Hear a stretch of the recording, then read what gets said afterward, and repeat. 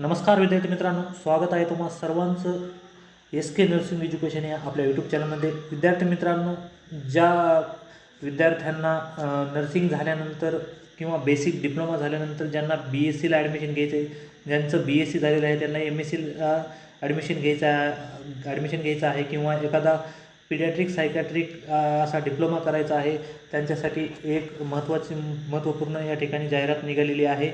जर तुम्ही शासकीय महाविद्यालयात ॲडमिशन घेऊ इच्छित असाल, कारण त्या ठिकाणी फीस कमी असते आणि तुमचा खर्च देखील त्या ठिकाणी खूप वाचतो. त्यामुळे जर तुम्ही शासकीय महाविद्यालयात जर तुम्हाला प्रवेश घ्यायचा असेल तर ही संपूर्ण जाहिरात आलेली आहे. या व्हिडिओच्या माध्यमातून आपण या जाहिरातीमध्ये नेमकं ॲडमिशन कसं घ्यायचं आहे, कधीपासून ॲप्लिकेशन फॉर्म सुरू होणार आहेत, कशा पद्धतीने ॲडमिशन घेतले जाणार आहेत, ही संपूर्ण माहिती या व्हिडिओमध्ये आपण पाहणार आहोत. तर विद्यार्थी मित्रांनो, महाराष्ट्र शासनाचे जे आयुक्त आहेत वैद्यकीय शिक्षण व संशोधन विभागाचे, त्यांच्यामार्फत ही जाहिरात निघालेली आहे. तुम्ही पाहू शकता या ठिकाणी आउटवर्ड नंबर दिलेला नाही आहे, परंतु साईटवर 21/6/2024 रोजी ही जाहिरात त्या ठिकाणी टाकण्यात आलेली आहे. तर ही जाहिरात आहे. तर या जाहिरातीमध्ये नेमकं आपण काय आणि कशाप्रकारे ॲडमिशन घ्यायचं आहे हे आपण या ठिकाणी पाहणार आहोत. तर जाहिरात अशी आहे की सक्षम अधिकारी तथा सहसंचालक संचालनालय वैद्यकीय शिक्षण व संशोधन मुंबई यांच्यामार्फत खालील शिक्षण संस्थेमध्ये MSc nursing, post basic BSc nursing आणि post basic diploma in paediatric nursing, त्याचबरोबर post basic diploma in psychiatric nursing या अभ्यासक्रमासाठी सन 2024-2025 करिता अर्हताप्राप्त उमेदवाराकडून प्रवेश अर्ज मागवण्यात येणार आहे. तर या ठिकाणी तुम्ही पाहू शकता तर कोणत्या कोर्ससाठी ही जाहिरात निघालेली आहे. ते शासकीय कोर्ससाठी त्याच्यामध्ये आहे MSc नर्सिंग, त्याचबरोबर पोस्ट बेसिक BSc नर्सिंग आणि त्याचबरोबर post basic diploma in paediatric nursing आणि post basic diploma in psychiatric nursing.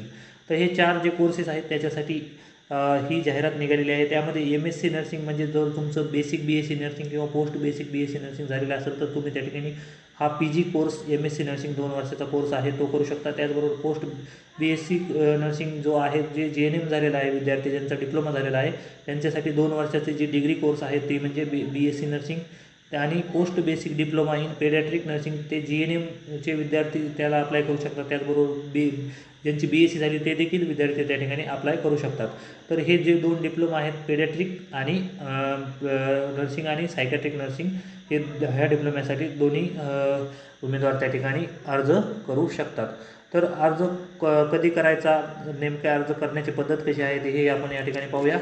या ठिकाणी पाहू शकता तुम्ही माहिती पुस्तिका व प्रवेश अर्ज, विक्री दिनांक व ठिकाण आणि अभ्यासक्रम नेमका काय असणार आहे हे आपण या ठिकाणी पाहू.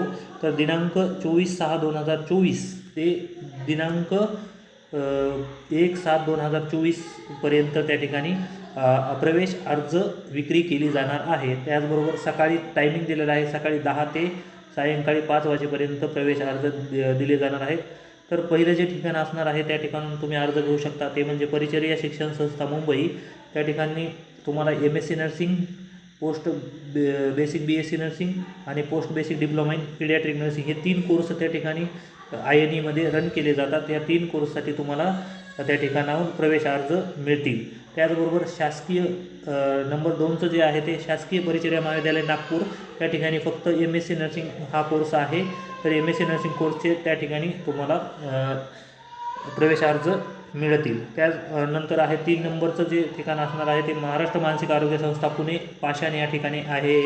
तर MSc नर्सिंग या ठिकाणी कंडक्ट केली जाते. फक्त सायकॅट्रिक हा विषय आहे त्या ठिकाणी आणि post basic diploma in psychiatric nursing हा एक त्या ठिकाणी डिप्लोमा रन केला जातो.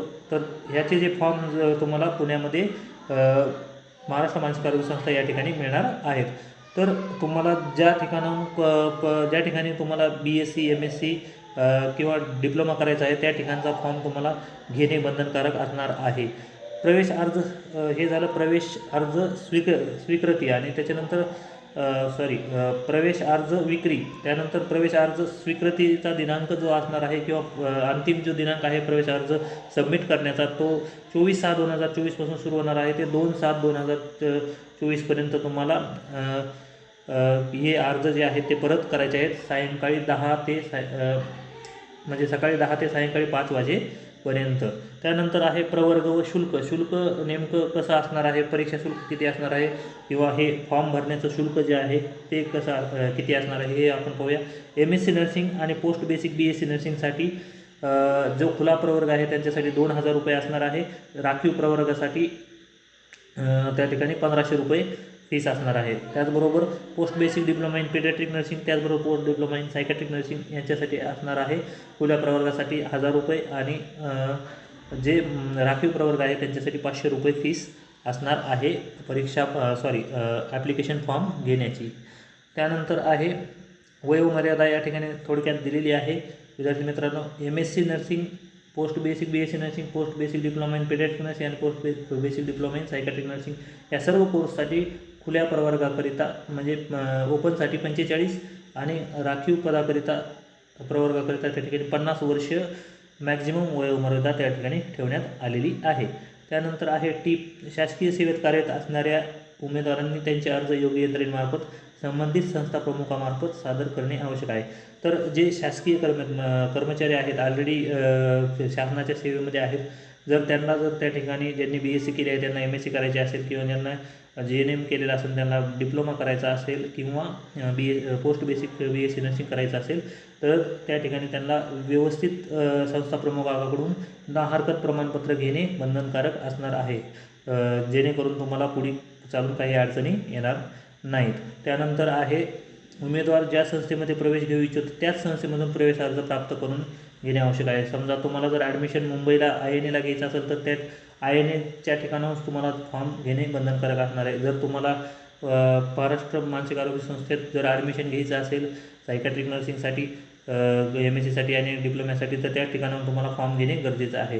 तर थोडक्यात सांगायचं असं की ज्या ठिकाणी फॉर्म घेतला त्याच ठिकाणी तुम्हाला ॲडमिशन मिळणार आहे जर तुमचा नंबर लागला तर. त्यानंतर आहे माहिती पुस्तिका. प्रवेश अर्जाच्या शुल्काचा ना परतावा धनाकर्ष म्हणजे त्या ठिकाणी DD काढायचा आहे. तर DD हे जे आहे तुम्हाला ज्या ठिकाणी नवीन अर्ज घ्यायचा आहे त्या ठिकाणी जे काढायचं आहे.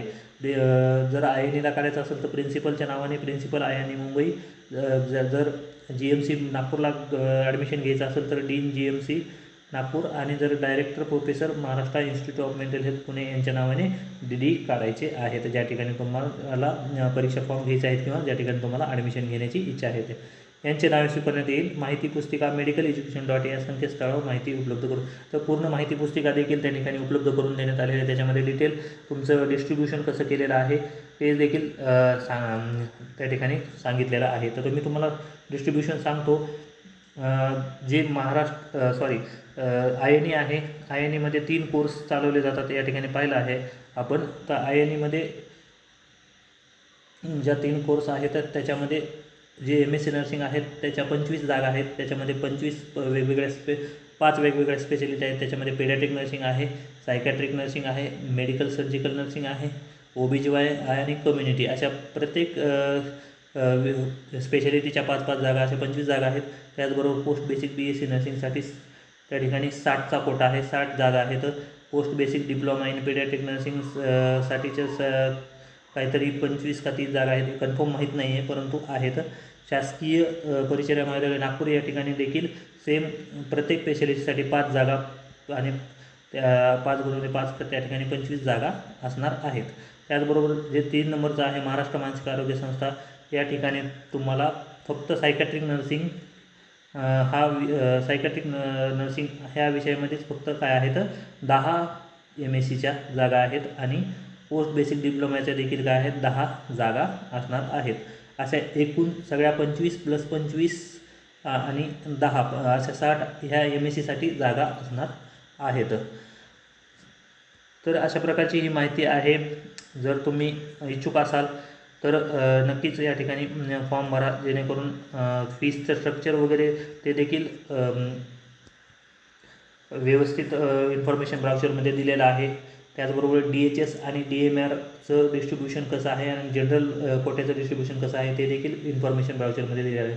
तर या ठिकाणी तुम्हाला सांगू इच्छितो की जर या ठिकाणी INAच्या 25 जागा आहेत तर त्याच्यामध्ये DMRचे 10 कॅन्डिडेट घेतात, DHSचे DMRचे 10 कॅन्डिडेट घेतात, त्याच्यानंतर DHSचे काय घेतात 10 कॅन्डिडेट घेतात आणि जे अदर कॅन्डिडेट आहेत जनरल कॅन्डिडेट आहेत जनरल कॅन्डिडेटसाठी काय असतात 5 जागा असतात. तर अशा प्रकारचं डिस्ट्रीब्युशन त्यांनी केलेलं आहे, ते तुम्ही इन्फॉर्मेशन ब्राउचरमध्ये जाऊन पाहू शकता. तर मित्रांनो, माहिती कशी वाटली नक्की शेअर करा. आज इथंच थांबूया. धन्यवाद.